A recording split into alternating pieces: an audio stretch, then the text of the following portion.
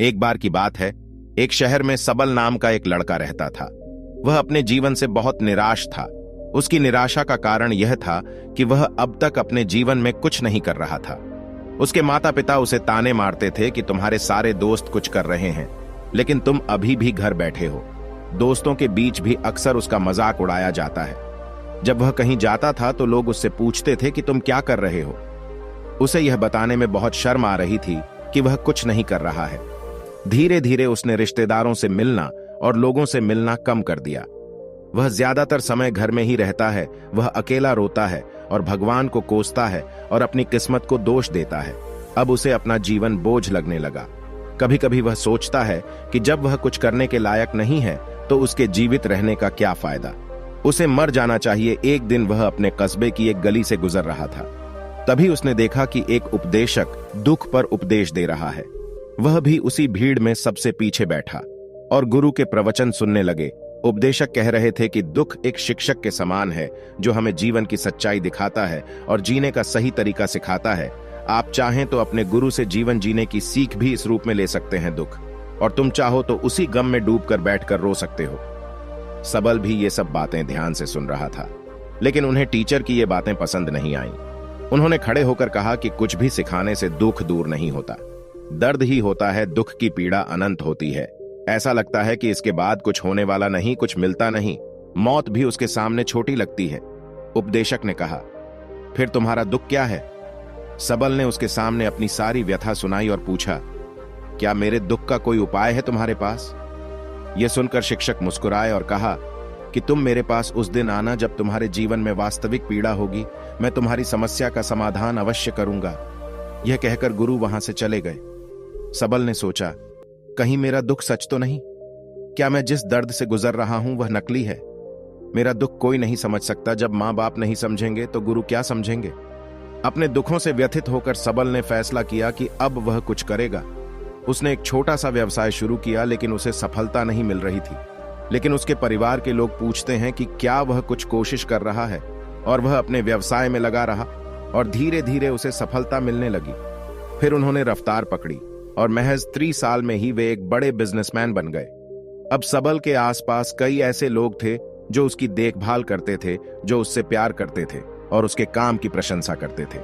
अब तो उसके घर वाले भी उसकी तारीफ करते नहीं थकते थे। दिन ब दिन उसके मित्रों की संख्या बढ़ती जा रही थी। अब वह अपने जीवन से बहुत खुश था।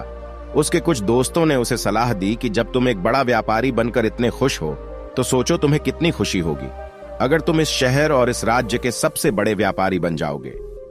कितने लोग आपसे जुड़ना चाहेंगे, आपकी कितनी शोहरत है, और खुद बादशाह भी आपसे दोस्ती करना चाहेगा और जरूरत पड़ने पर ही आपसे पैसे उधार लेंगे। दोस्तों की यह बात सबल के दिमाग में घुस गई। अब वह और पैसे कमाने की कोशिश करने लगा, लेकिन उसे यह सब बहुत जल्दी चाहिए था। वह इन चीजों को पाने में अपना ज्यादा समय बर्बाद नहीं करना चाहता था, इसलिए उसने ऐसे काम करना शुरू कर दिया जो सही नहीं थे। उसने अपने दोस्तों से बड़ी मात्रा में पैसा उधार लेना शुरू कर दिया और अधिक मुनाफा कमाने के लालच में उसने मिलावट करना शुरू कर दिया। उसका माल, उसने अन्य व्यापारियों के खिलाफ भी साजिश रची और उन्हें डराया। वह वही करता था जो उसके दोस्त कहते थे कि वह इन तरीकों से अधिक पैसा कमा रहा था, लेकिन अब उसके जीवन में शांति नहीं थी। उसके मन की शांति गायब हो गई थी और वह रात को सो नहीं सका। वह होड़ में रहता था। सुख का सब कुछ पाकर भी उसे किसी बात में सुख नहीं मिल रहा था। एक दिन सबल अपनी गाड़ी में कहीं जा रहा था तो रास्ते में उसे उपदेशक का आश्रम दिखाई दिया और वह रुक गया और गुरु के पास गया और कहा कि संत, आपने मुझे कहा था कि जब मेरे जीवन में सच्चा दुख आए तो मेरे पास आना। अब मैं बहुत दुखी हूं। मेरी रातों की नींद उड़ गई है। मुझे कहीं भी शांति नहीं मिल रही है। इस तरह सबल ने संत को अपनी सारी समस्याएं बताईं। गुरु ने कहा कि जब आप पहली बार मुझसे मिले थे तब भी आप कुछ दुख में थे, कि आपने क्या सीखा उस दर्द से? सबल ने कहा कि मैंने सीखा कि सिर्फ सोचने और चिंता करने से कुछ नहीं होता। अपने सपने को साकार करने के लिए कार्य करना पड़ता है और केवल कर्म करने से कुछ नहीं होता। अपने कार्य को अंतिम चरण तक ले जाना भी आवश्यक है।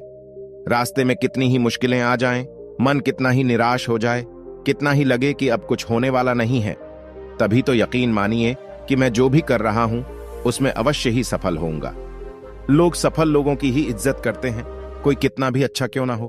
वह हमेशा लोगों की नजरों में बोझ ही होता है। ये सब सुनकर उपदेशक मुस्कुराया और कहा, यह वास्तविक दुख नहीं है। जब आपके जीवन में वास्तविक दुख है तो मेरे पास आओ, मैं इसे ठीक कर दूंगा। सबल ने जाते समय ऋषि को सोने के सिक्कों से भरा एक बर्तन भेंट किया। गुरु ने घड़ा देखकर कहा कि यह मेरे किसी काम का नहीं है, उस पेड़ के नीचे गड्ढा खोदकर गाड़ दें। सबल ने मुनि के कहे अनुसार घड़े को पेड़ के नीचे गाड़ दिया और वहां से चला गया। कुछ दिनों तक व्यापार अच्छा चलता रहा, लेकिन व्यापार के गलत तरीके के कारण धीरे धीरे उन्हें व्यापार में घाटा होने लगा। उसकी सारी दौलत धीरे धीरे खत्म होने लगी और एक दिन ऐसा भी आया जब उसके पास कुछ भी नहीं बचा और वह कर्ज के बोझ तले दब गया। लेकिन वह निश्चिंत था, क्योंकि उसने अपना सारा कर्ज अपने दोस्तों से ले लिया था। ऐसा कुछ नहीं हुआ। बुरा वक्त आते ही दोस्तों ने सबसे पहले उससे कर्ज मांगना शुरू किया। अगर उसने कर्ज नहीं लौटाया तो उन्होंने उसे उसके सभी शुभचिंतकों और प्रियजनों को जान से मारने की धमकी भी दी। उसके दोस्त, जो उसके साथ मस्ती करते थे, अब उससे दूर भाग रहे थे। उसका परिवार उसकी गलतियों और कमियों को गिनने लगा। उसकी सारी संपत्ति नीलाम कर दी गई और उसके पास कुछ भी नहीं बचा। जब उसने अपने पिता से मदद मांगी तो पिता ने कहा कि मेरे पास केवल एक छोटी सी जायदाद तेरी मां को कहां रखूं? तुझे दे दूं तो यह जायदाद हमारा आखिरी सहारा है। सबल में गहरी उदासी थी। उसके आसपास कोई नहीं था जो उसके दुख को समझ सके, जो उसे संभाल सके। लोगों के इस विश्वासघात के कारण वह अंदर ही अंदर टूट गया था। वह सोचने लगा कि अब जीने का क्या मतलब है, अब मौत ही मेरा सहारा है। वह रास्ते में था, आत्महत्या करने के लिए पहाड़ी। तब से उसे याद आया कि शिक्षक ने उससे कहा था कि मेरे पास आओ, जब तुम्हारे जीवन में वास्तविक दुख हो। तो सबल ऋषि के पास गया और अपनी सारी व्यथा आंखों में आंसू के साथ कहा, साधु जी, मेरे दुख का समाधान करें। गुरु ने कहा, जब जीवन में वास्तविक दुख हो तो मेरे पास आओ, मैं अवश्य ठीक करूंगा। सबल ने कहा कि अभी मेरे जीवन में जो हो रहा है वह दुख नहीं है। आखिर वास्तविक दुख क्या है साधु? सबसे पहले आप मुझे बताओ कि आपने अपने कष्टों से क्या सीखा। सबल ने कहा कि मैंने सीखा है कि जो लोग हमारी सफलता और प्रगति के कारण हमारे जीवन में आए हैं, वे निश्चित रूप से हमें धोखा देंगे, क्योंकि वे बुरे समय में हमारे साथ नहीं खड़े होंगे। वे केवल हमारा फायदा उठाएंगे। अच्छे समय में और बुरे वक्त में हमारा साथ छोड़ दें। भरोसा सिर्फ उन लोगों पर करें जो हमारे बुरे वक्त में साथ देते हैं। लेकिन ऐसे लोग बहुत कम होते हैं, लेकिन जिनके पास होते हैं उन्हें कद्र करनी चाहिए, उनका अपमान नहीं करना चाहिए। मैंने यह भी सीखा कि कभी किसी के खिलाफ साजिश नहीं करनी चाहिए। अपना काम ईमानदारी और धैर्य से करो और कभी भी लालची मत बनो। अपने सारे दुख दर्द और अनुभव सुनाने के बाद सबल आंखों में आंसू लिए ऋषि के सामने बैठ गया। कुछ देर बाद ऋषि उठे और पेड़ के नीचे गड्ढा खोदकर घड़ा निकाल लिया, जो सोने के सिक्कों से भरा था। उसने सबल को दिया और कहा कि मेरे पास आओ, जब तुम्हारे जीवन में वास्तविक दुख हो। तो सबल ने अपने शिक्षक का धन्यवाद किया और उन्हें प्रणाम किया और चला गया। एक छोटा व्यवसायी, उसने लगन और ईमानदारी से व्यापार किया। जल्द ही वह अपने शहर का एक बड़ा व्यापारी बन गया। उसका जीवन सुख सुविधाओं से भरा था, लेकिन कोई कितना भी अच्छा हो और कितना ही अच्छा दान करता हो, लोगों की मदद करता हो, लेकिन जीवन में दुख आता है तो सबल के जीवन में भी दुख आते हैं। अपने माता पिता की मृत्यु के रूप में वे दोनों एक ही दिन मर गए। सबल अपने माता पिता से बहुत प्यार करते थे, इसलिए उनकी मृत्यु से उन्हें गहरा दुख हुआ। वह दोनों के शवों को श्मशान घाट ले गए, जहां उनका अंतिम संस्कार किया गया। वहां उसने अपने माता पिता का शव जलता हुआ देखा तो उसका मन अशांत हो गया और उसमें अनेक प्रश्न उठने लगे। वह घर वापस आ गया, इसलिए उसने अपने माता पिता के घर और संपत्ति को देखा, जिसके लिए उसके पिता हमेशा लड़े थे। उसके पिता ने जो कुछ कमाया वह सब यहीं छूट गया। एक दिन पहले तक उसका पिता अपनी संपत्ति के लिए किसी से भी लड़ जाता था। आज वे खुद इस दुनिया से चले गए। उनके दिमाग में ऐसे कई ख्यालों का बवंडर था। वह अंदर से अकेला और डरा हुआ महसूस कर रहा था। उसे खालीपन महसूस हो रहा था। उसे लग रहा था कि कुछ तो है जो वह समझ नहीं पा रहा था। इसलिए वह ऋषि के पास गया। उसे देखकर साधु ने कहा कि क्या जीवन में कोई दुख है? सबल ने कहा, वैसे तो जिंदगी में कोई गम नहीं है, मालिक सब खुश है, सब ठीक चल रहा है, लेकिन आज मेरे माता पिता का देहांत हो गया है। मैं इस घटना से बेहद दुखी और परेशान हूं। मास्टर जी ने कहा, इसमें उदास होने की क्या बात है? एक दिन तो सबके अपनों को मरना है ना। कोई कभी जिया है और ना कभी जिएगा। एक दिन तुझे भी मरना है, शायद तू कल ही मर जाएगा। नहीं तो आज भी मर सकते हो, सबल ने कहा। क्या कह रहे हो मास्टर जी? मैं भी मरूंगा, लेकिन मैं अभी जवान हूं। गुरु ने कहा कि सब इस भ्रम में जी रहे हैं कि मौत दूसरों को ही आती है, बड़ों को आती है, लेकिन जवान बूढ़े से पहले मर जाते हैं, बच्चे मर जाते हैं। और वह चुपचाप चला गया, लेकिन उसका मन अभी भी बेचैन था।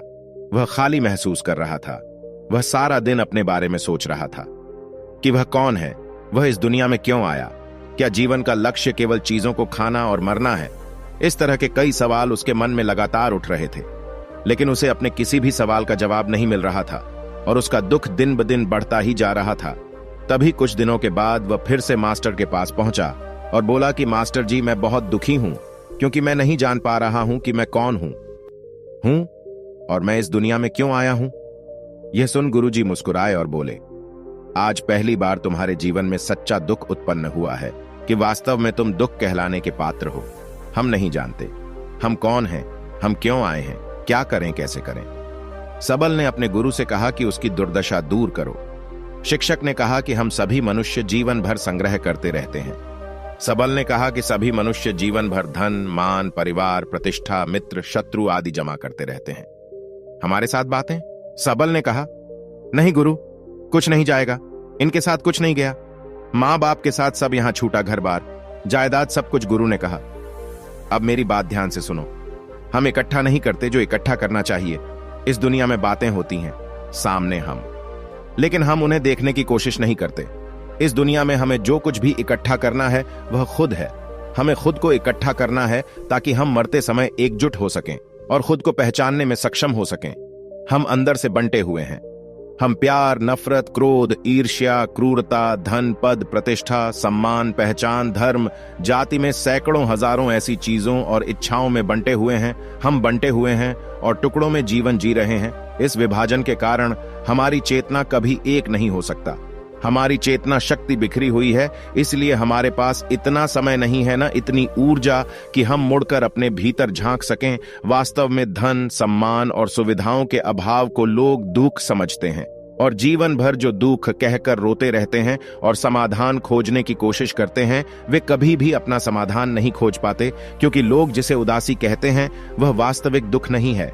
यह सिर्फ एक आदमी की इच्छा है, उसकी इच्छा जो अपूरणीय है, इसलिए यहां व्यक्ति को कभी नहीं मिला ऐसे दुखों का समाधान। इसलिए इन सबसे परे, यदि आप अपने दुखों का अंतिम समाधान चाहते हैं तो पहले खुद को इकट्ठा करें। इस दुनिया से अपनी ऊर्जा वापस लें और इकट्ठा करें और खुद पर ध्यान केंद्रित करें। मौत से पहले खुद को जानें, बिखरे नहीं। सबल ने कहा तो शिक्षक, चाहिए हम इस दुनिया को छोड़ दें। अपनी सभी इच्छाओं को मार देना चाहिए। किसी से प्यार नहीं करना चाहिए, धन का संग्रह नहीं करना चाहिए, सम्मान की उम्मीद छोड़ देनी चाहिए। शिक्षक ने कहा कि बिखरे हुए आदमी से भावनाएं, इच्छाएं और इच्छाएं निकलती हैं। जैसे पहाड़ से गिरता पत्थर जिस पर देखने के सिवा पहाड़ का कोई वश न हो, परेशान होना और कुछ खोना, उसी प्रकार बिखरे हुए मनुष्य की इच्छाएं बेकाबू और पीड़ादायक होती हैं। उसका उच्च रंखल मन इच्छा और कल्पना करता चला जाता है और यह दुख देता है। लेकिन जब एक व्यक्ति एकत्र हो जाता है तो वह जो कुछ भी करता है वह उसके नियंत्रण में होता है, तो उसकी मर्जी से इच्छाएं भी निकलती हैं। सबल ने कहा कि आपने मेरे सच्चे दुख का समाधान कर दिया, बहुत बहुत धन्यवाद। अब से मैं अपने आप को समेटने की कोशिश करूंगा। शिक्षक ने कहा कि मानव शरीर में बहुत ऊर्जा और शक्ति है, लेकिन यह बेकार के कामों में बंटा हुआ है, बेकार की चीजों में लगा हुआ है।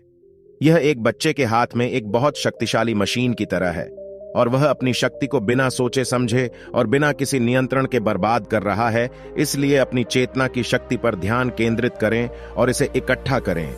सबल को अपने सवालों का जवाब मिल गया। उसने अपने मालिक को धन्यवाद दिया और चुपचाप चला गया। दोस्तों, आशा करता हूं कि आपको इस वीडियो से बहुत कुछ सीखने को मिला होगा। इस वीडियो में बस इतना ही। मिलते हैं अगली वीडियो में। जब तक अपना ख्याल रखिएगा। धन्यवाद।